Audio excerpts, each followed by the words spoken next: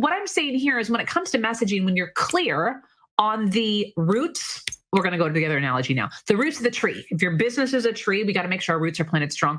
What is the core offer that you're actually leading people back to? So let's go here. When you come up with ideas for social media, when you come up with topics to talk about on podcasts, when you start exploring these different ways you can talk about your business, you're smart.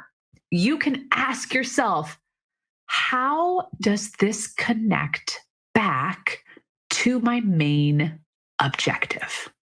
You having the awareness to know how close is what you're talking about tied back directly to what you ultimately love doing, are deeply passionate about, are really good at, and actually drives your economic engine in your business. That's when you can start self-assessing and asking better questions to improve your message.